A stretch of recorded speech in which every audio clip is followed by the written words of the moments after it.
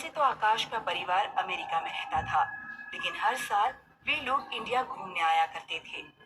America में शहरी जीवन में रहते रहते आकाश का परिवार ऊब जाता था। इसलिए आकाश ने गोवा के पास एक गांव में छोटा सा मकान खरीद लिया था। हर साल वे लोग जब इंडिया आते तो उसी गांव के मकान में रुका करते।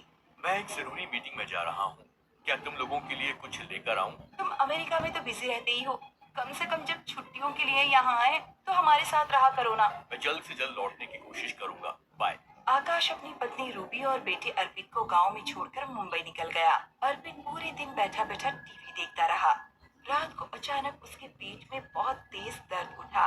मम्मी, मेरे पेट में बहुत दर्द हो रहा है। अर्पित बुरी तरह पेट के दर्द से तड़प रहा था। यहाँ गांव में तो आसपास कोई डॉक्टर भी नहीं मिलेगा। मैं अभी ऑनलाइन डॉक्टर देखती हूँ। रूबी ने डॉक्टर से ऑनलाइन कंसल्ट करके मेडिसिन भी ऑनलाइन ऑर्डर कर दी। मम्मी, पेट में बहुत दर्द हो रहा है। बस बेटा, 2 घंटे में मेडिसिन आ जाएगी।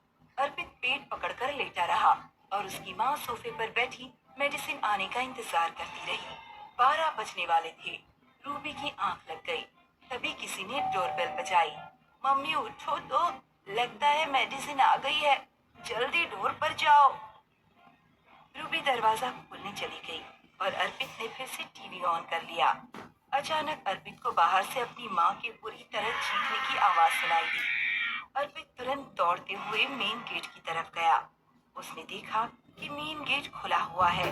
बाहर मेडिकल बॉक्स लिए एक चुड़ैल खड़ी थी और अर्पित की माँ चुड़ैल के बराबर में धरती पर पड़ी हुई थी। उसके सिर से खून बह रहा था। वो अपने रूम की तरफ अपने पापा को कॉल करने के लिए दौड़ा। अर्पित के हाथ पैर बुरी तरह से कांप रहे थे। हेलो पापा, हमारे घर कोई चुड़ैल आ गई है। उसने मम्मी को मार दिया या शायद बुरी तरह से घायल कर दिया है। अर्पित अपने पापा से बात कर ही रहा था कि चुड़ैल उसके रूम तक पहुंच गई। सर, आपकी मेडिसिन। फोन अर्पित के हाथ से छूटकर गिर गया और वो रूम के पीछे वाले दरवाजे से घर से बाहर निकलकर गौशाला में घुस गया, जहाँ ढेर सारा भूसा रखा हुआ था। मैं इस भूसे में छिप जाता हूँ, चुड़ैल मुझे यहाँ नहीं ढूंढ पाएगी। अर्पित ने अपनी आंखों को छोड़कर बाकी पूरे शरीर को भूसे से ढक लिया। कुछ देर बाद अर्पित को अपने सामने पड़े भूसे के ढेर में कुछ हलचल दिखाई दी। आपकी मेडिसिन सर। अर्पित बचाओ बचाओ चिल्लाता हुआ दोबारा घर में भाग गया। उसने घर के सभी खिड़की दरवाजे बंद कर दिए और बेड के नीचे छिपकर बैठ गया। वो 1 घंटे तक बेड के नीचे छिपा रहा। तभी दरवाजे पर उसे अपने पापा की आवाज सुनाई दी। अर्पित, दरवाजा खोलो बेटा। क्या तुम अंदर हो? अपने पापा की आवाज सुनकर अर्पित की जान में जान आई। हाँ पापा, मैं बस अभी आया। अर्पित ने तुरंत जाकर दरवाजा खोला। उसने देखा कि चुड़ैल उसके पापा की गर्दन पकड़े खड़ी थी। आज मेरा बदला पूरा होगा। चुड़ैल ने आकाश के सिर में चाकू घोंप दिया। फिर वो अर्पित की तरफ बढ़ी। इस बार अर्पित को दरवाजा बंद करने का भी समय नहीं मिला। वो अपने रूम की तरफ दौड़ा और उसने अपने रूम का दरवाजा बंद कर लिया, लेकिन चुड़ैल दरवाजा तोड़कर उसके कमरे में घुस गई। तुम कौन हो? मुझे छोड़ दो। मैंने तुम्हारा क्या बिगाड़ा है? तुमने मेरे मम्मी पापा को क्यों मार दिया? बिगाड़ा तो मैंने भी नहीं था तुम्हारे मम्मी पापा का, लेकिन तुम्हारे मम्मी पापा की वजह से बेवजह मेरी जान चली गई। क्या तुमने कभी पता करने की कोशिश की कि तुम्हारे पापा पिछले 3-4 सालों में इतने अमीर कैसे बन गए?